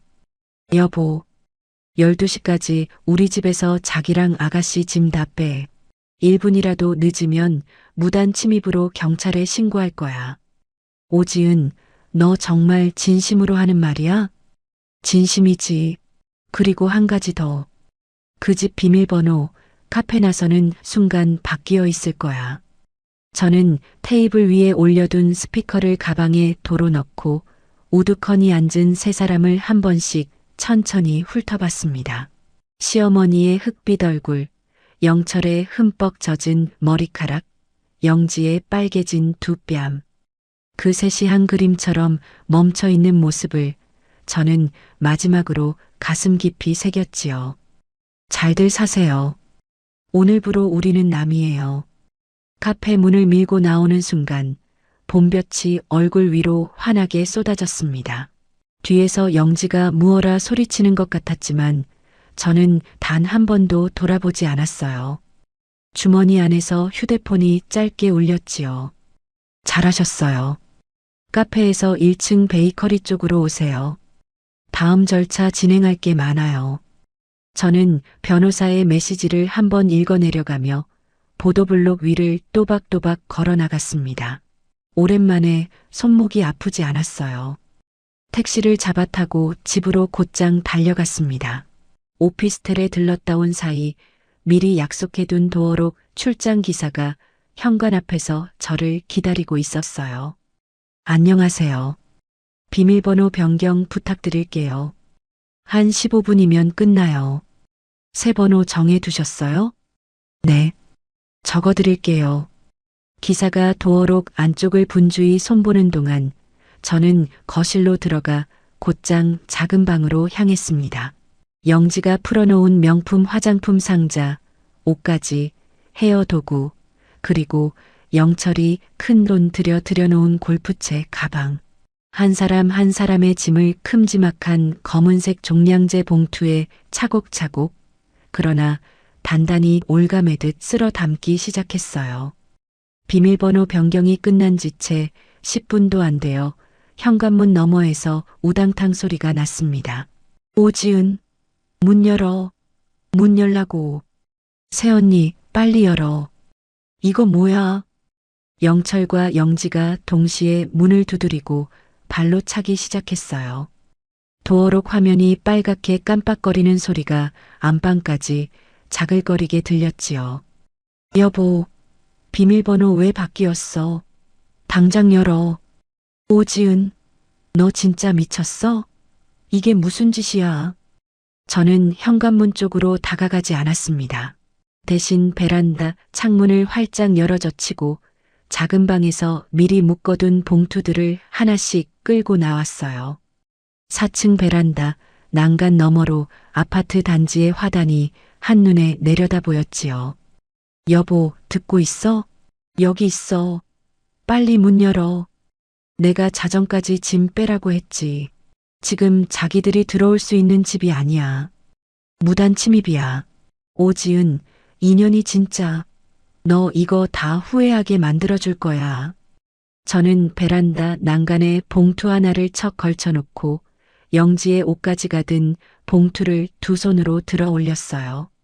아가씨, 짐 받아요. 봉투를 그대로 베란다 밖으로 던졌습니다. 4층 높이에서 화단까지 곤두박질 친 봉투가 둔탁한 소리를 내며 풀밭 위에 떨어졌지요. 명품 화장품 케이스 깨지는 소리, 유리병이 산산조각 나는 소리가 단지 전체에 울렸어요. 아! 내 화장품, 내 옷. 영지가 비명을 지르며 계단을 후다닥 내려가는 소리가 났습니다. 여보, 자기 골프채도 받아. 이번에는 영철의 골프채 가방을 그대로 들어 던졌어요. 풀밭에 떨어진 가방에서 골프채가 튕겨나와 보도블록에 부딪혔지요. 가장 길었던 드라이버 채가 두 동강이 나며 풀밭 위로 튕겨 올라갔습니다. 인연이 진짜 미쳤어. 영철도 계단을 뛰어내려가며 고래고래 소리를 질렀어요. 그 사이 단지를 지나가던 주민들이 무슨 소리인가 싶어 화단 주변으로 하나둘 모여들기 시작했습니다. 유모차를 끌던 젊은 엄마, 산책 중이던 노부부, 막장을 보고 들어오던 아주머니까지 영철과 영지가 쏟아진 짐을 허겁지겁 줍는 모습을 사람들이 빙 둘러서서 구경하고 있었지요. 아유, 이게 무슨 일이래. 부부 싸움인가. 오빠, 내 립스틱 한정판인데. 다 깨졌어. 닥쳐. 내 골프채부터 챙겨. 저는 베란다 난간에 두 팔을 가지런히 얹은 채로 아래를 향해 또박또박 한마디 한마디 또렷이 입을 열었습니다. 여러분, 시끄럽게 해서 죄송해요. 저 사람들 제 남편이랑 시누이예요. 주민들의 시선이 일제히 4층 베란다로 올라왔어요. 남편이 제 몰래 1억 5천만 원 빚만 들어서 도박 같은데 다 날렸고 시어머니한테 부부 돈에서 매달 200만 원씩 4년 동안 몰래 보내고 있었어요. 저한테 폭력도 행사했는데 손목도 꺾여서 진단서 끊었고요. 세상에. 증거 다 있고요. 녹음도 다 있어요. 이미 법원에 넘어갔고 변호사님 통해서 정리 중이에요. 오늘 자정까지 저 사람들 짐 다 비우라고 했더니 비밀번호 바꿨다고 저렇게 난리네요. 아유 저런 천하이. 저 여자는 시누인데 제 동생이 어려워서 어디 시설 들어가 있는데 도와주려 하니까 남편이 펄펄 뛰면서 자기 시누이는 제 방까지 내준 거예요. 화단 주변의 웅성거림이 한층 더 커졌어요. 영지가 얼굴이 빨개진 채로 봉투를 끌어안고 고개를 푹 숙였고 영철은 부러진 골프채를 쥔 채 입만 뻥긋거리고 있었지요. 아저씨, 짐 챙기면 빨리 가요. 12시 넘으면 경찰 부른다고 했어요. 저는 베란다 창문을 천천히 닫았습니다. 유리창 너머로 영철과 영지가 짐을 끌어안고 비척비척 단지 입구 쪽으로 도망치는 모습이 흐릿하게 보였어요. 그날 이후로 시댁 식구들의 시간은 두 갈래로 무너져 내리기 시작했습니다. 법원에서 보내온 통지서들이 한 장씩 우편함에 차곡차곡 쌓였고 변호사는 그때마다 차분한 목소리로 전화를 걸어왔지요. 사모님, 1심 판결문 나왔어요. 결론부터 말씀드릴게요. 네, 말씀해 주세요. 남편분이 끌어다 쓴 빚 1억 5천, 사모님께 한 푼도 부담시키지 않는 걸로 결론 났어요. 도박성 투자라는 점이 그대로 인정됐고요. 손목 진단서, 녹음 파일 다 결정적이었어요. 폭력하고 막말이 심각한 유책 사유로 잡혔어요. 그 집은요? 아파트하고 예금 거의 다 사모님 몫이에요. 결혼 전 자금에 결혼 후 월급 기여도가 엄청 높았으니까요. 위자료까지 따로 받으시고요. 어머님 쪽은요. 부당이득 반환 그대로 인정됐어요. 4년치 받으신 돈 한 푼 남김없이 토해내셔야 해요. 감사합니다. 정말로요. 전화를 끊고 창밖을 바라보는데 입꼬리가 절로 올라갔어요. 그날 밤 회사에 다니던 영철의 동기였던 후배가 조심스럽게 메시지를 보내왔습니다. 형수님, 안녕하세요. 죄송한데 한 가지만 여쭤봐도 될까요? 영철이 형 회사에 가압류 통지서 떨어졌다는데 진짜인가요? 네, 진짜예요. 아, 그래서 인사팀에서 면담 들어갔구나. 회사 분위기 안 좋아요. 그 형 권고사직 들어갈 것 같다고들 해요. 전해 들었어요. 알려줘서 고마워요. 며칠 뒤 회사 동기에게 다시 한번 전해 들었습니다. 영철은 결국 권고사직 처리됐고 짐을 챙겨 빈 박스 2개를 들고 회사 정문을 나섰다고 했어요. 악성 대출금에 거액의 위자료까지 홀로 떠안은 영철은 신용불량자가 되어 시어머니의 낡은 빌라로 굴러 들어갔지요. 한 달쯤 지난 어느 저녁 발신자 표시 없는 번호로 전화가 한 통 걸려왔습니다. 오지은, 너 이거 받으면서 양심에 안 걸려? 누구세요? 누구긴 누구야? 너 시어머니야. 시어머니 알아 못 알아? 아, 어머님이시군요. 무슨 일이세요? 너 그 돈 다 토해내라고 나한테 그러면 어떡해? 응? 노인네가 무슨 수로 그 돈을 다 내? 너 그 돈 가져가서 잘 사는 게 양심에 찔리지도 않아? 어머님, 어찌 시어머니한테 이럴 수가 있어. 수화기 너머로 우당탕탕 무언가 엎어지는 소리, 그릇 깨지는 소리, 영지의 비명소리가 함께 들려왔어요. 엄마, 오빠가 또 내 거 가져갔어. 이 백수 새끼야, 너 때문에 우리 다 망했어. 인연이 어디서 오빠한테. 네가 처먹어서 그렇지. 아, 머리나, 머리. 시어머니의 목소리가 다급해졌습니다. 야, 영철아. 영지야 떨어져. 이거 좀 놔. 너희들 좀 그만해. 어머님, 죄송한데 댁이 좀 시끄러우신 것 같아요. 오지은, 너. 두 분 어머님 댁에 같이 사세요? 좁은 데서 다 같이 지내시기 힘드시겠어요. 인연이. 앞으로 이런 거 전화로 푸시지 말고 변호사님 통해서 정리하세요. 어머님 변호사 선임하셨다면서요. 그쪽으로 다 넘겼어요. 끊을게요. 오지은. 야. 저는 통화 종료 버튼을 가만히 눌렀습니다. 귀에서 잠시 동안 울리던 잡음이 천천히 잦아드는데 가슴속 묵은 응어리가 한 겹 더 풀려나가는 게 느껴졌어요. 오피스텔 창문 너머로 보이는 도시의 야경이 그날따라 유난히 또렷했습니다. 나란히 늘어선 가로등 불빛, 멀리 강 너머의 차분한 강물. 저는 식어가는 차 한 잔을 손에 쥔 채 처음으로 어깨에 힘을 푼 채 의자에 깊숙이 등을 기댔지요. 이제 정말로 끝이 보이고 있었어요.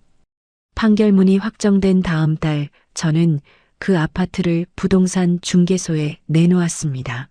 방마다 묻은 묵은 얼룩, 거실에 배어있는 영지의 향수 냄새, 베란다, 난간에 남은 손자국 하나하나가 다 지긋지긋했지요. 사모님, 이 지역 시세가 요즘 한참 올라서요. 이 단지에서 같은 평수가 한 달도 안 돼 다 나가요. 시세보다 좀 세게 받으셔도 금방 빠져요. 부동산 중개소 소장이 안경을 끌어올리며 말했어요. 그럼 시세보다 위로 부탁드릴게요. 한 달 안에 빠지면 좋고요. 사모님, 그렇게 마음 다잡으셨으면 빨리 빠지는 게 정신 건강에도 좋죠. 제가 좋은 분 빨리 붙여드릴게요. 말씀대로 아파트는 12일 만에 임자를 만났습니다. 저는 그 사이 미리 봐두었던 신도시의 한 채로 이삿짐 일정을 잡았어요. 지하철역에서 가깝고 단지 안에 어린이집이 있고 거실 창으로 햇살이 종일 들어오는 곳이었지요. 이삿날 아침 저는 가장 먼저 인테리어 업체 사장님께 전화를 걸었습니다. 사장님, 지난번 도면대로 가장 큰 방 그대로 작업해 주셨죠? 네, 사모님. 어제 마무리해 두었습니다. 아기 침대도 들여놨고 옷장하고 책상은 환경 인증받은 자재로 했어요. 도배지도 연한 살구색으로 시공했고요. 감사합니다. 동생이 한참 동안 좁은 데서 지내서요. 이번 집은 환하고 넓게 해주고 싶었어요. 마음 푹 놓고 들어오세요. 보시면 마음에 드실 거예요. 오후 2시 저는 가벼운 마음으로 운전대를 잡고 외곽의 미혼모 시설로 차를 몰았습니다. 3층 복도 끝에서 짐 가방 2개를 옆에 두고 갓난아기를 안은 채 기다리고 있는 나은의 모습이 멀리서부터 보였어요. 나은아, 언니. 나은이 한 손으로 짐 가방을 끌고 다른 한 손으로 아기를 안은 채 종종 걸음으로 다가왔습니다. 무거운데 왜 들고 있어? 내가 들게. 언니, 진짜 가는 거지? 진짜로 우리 데려가는 거 맞지? 맞아. 진짜야. 차에 타. 어서 아기를 카시트에 조심스럽게 옮기는데 작은 손가락이 제 손가락을 꼭 쥐어잡았어요. 이름은 정했어? 응. 봄. 봄날 봄. 봄. 너무 예쁘다. 우리 봄이. 언니가 데리러 와서 봄이가 진짜 봄을 맞이하는 것 같아서 차창 밖으로 흐드러진 벚나무가 한 그루씩 지나갈 때마다 나은의 눈가가 차츰차츰 붉어졌습니다. 언니, 형부랑은 진짜 다 정리됐어? 응, 끝났어. 깨끗하게. 나 때문에 너무 일이 커진 건 아니야? 너 때문이 아니야, 나은아. 자기 때문도 아니고 봄이 때문도 아니야. 그 사람들이 자초한 거야. 언니, 나은아, 우리 이제 진짜 우리끼리야. 잘 살자. 응, 그래, 언니. 신도시의 새 아파트 주차장에 도착했을 때 나은이 차창 밖으로 단지 내 어린이집과 산책로를 둘러보며 한참을 말이 없었습니다. 여기 너무 좋다. 엘리베이터를 타고 12층에 내려 저는 가방에서 새 도어록 카드키를 꺼냈어요. 나은아, 이거 니키야. 뭐? 이 집 키. 너도 똑같이 하나 더 가지고 있어. 늦게 들어와도 되고 일찍 들어와도 되고 자기 마음대로 들어와. 언니, 나는 그냥 손님처럼 잠깐만 있다가 여기는 우리 집이야. 넌 손님 아니야. 저는 카드키로 도어록을 풀고 현관문을 활짝 열었습니다. 연한 살구색 벽지, 부드럽게 깔린 거실 매트, 식탁 위에 놓인 작은 꽃다발 한 송이, 은은한 디퓨저 향기가 코끝을 부드럽게 감쌌어요. 들어와, 나은아. 나은이 신발을 가지런히 벗고 거실 한가운데로 걸어 들어가더니 한참을 그 자리에 서 있었어요. 저는 봄이를 아는 채로 가장 큰 방의 문을 열었습니다. 여기 내 방. 봄이 침대 여기 놓고 옷장은 여기. 자기 책상은 창가 쪽에 뒀어. 햇볕 잘 들라고.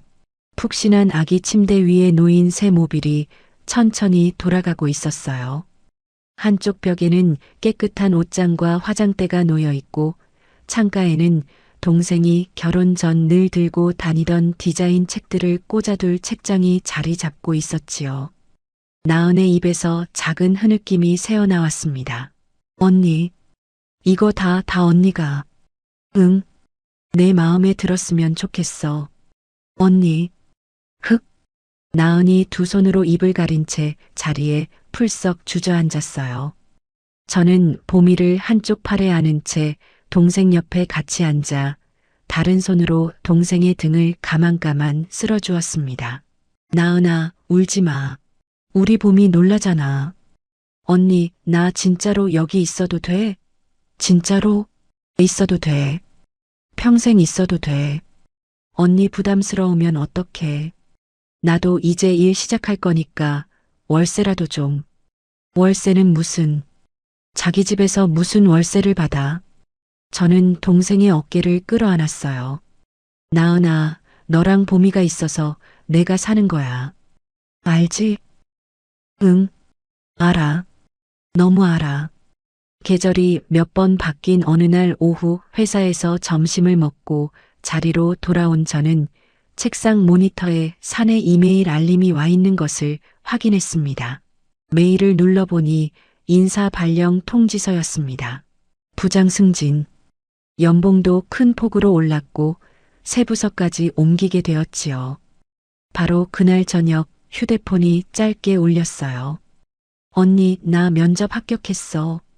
진짜? 어디? 강남 인테리어 회사. 거기 디자인팀에 결혼 났대. 내 포트폴리오 보고 바로 연락 왔어. 잘 됐다, 나은아. 진짜 잘 됐어. 언니, 봄이는 단지 어린이집에서 받아준대. 원장님 진짜 좋으시더라.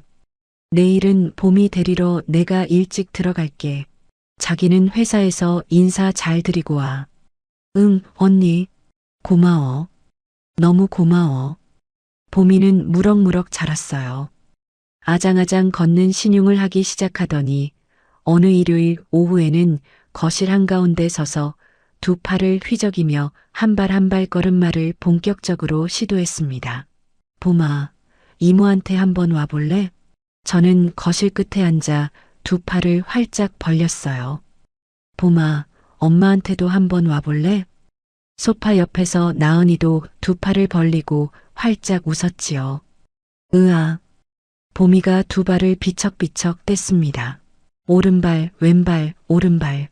양손을 허공에 휘저으며 균형을 잡더니 토끼처럼 통통 튀는 걸음으로 제 쪽을 향해 걸어왔어요. 봄아, 잘한다. 봄아, 잘해. 봄이가 마지막 한 걸음의 균형을 잃고 제 품 안으로 폭 안겨 들어왔습니다. 보드라운 머리카락에서 아기 특유의 우유 냄새가 났어요. 제 어깨에 작은 손가락을 꼭 쥐고 매달리는 봄이를 한참 동안 가만히 안고 있는데 등 뒤에서 나은이 다가와 두 사람을 한꺼번에 안았습니다. 언니, 봄이가 언니한테 가는데. 봄이가, 응, 우리 봄이가. 거실 큰 창문 너머로 봄볕이 거실 한가운데까지 환하게 밀려 들어왔어요. 저는 그 빛 한가운데에 동생과 조카를 끌어안은 채 가만히 앉아 있었습니다. 언젠가 야근에 지친 몸으로 현관문을 열었을 때 낯선 캐리어와 배달 음식 쓰레기가 거실을 가득 채웠던 그날. 영철과 영지의 깔깔거리는 비웃음이 안방까지 또렷이 들려오던 그날. 캄캄한 안방 천장을 바라보며 무언가가 가슴속에 단단히 뭉치던 그날. 그날에 저는 알 길이 없었지만 어쩌면 그 모진 밤들이 오늘 이 봄볕 아래로 저를 데려다 주기 위한 시간이었는지도 모르겠어요. 돈으로만 얽혀있던 가짜 가족을 베어내고 진짜 가족의 살결을 끌어안고 있는 이 자리까지요. 언니, 응, 이제 우리 진짜 식구다, 그치? 응, 진짜야. 앞으로 우리 둘이서 진짜 잘 살자. 그래, 잘 살자, 우리. 거실 창 너머의 봄 하늘이 그날따라 유난히 맑게 펼쳐져 있었어요.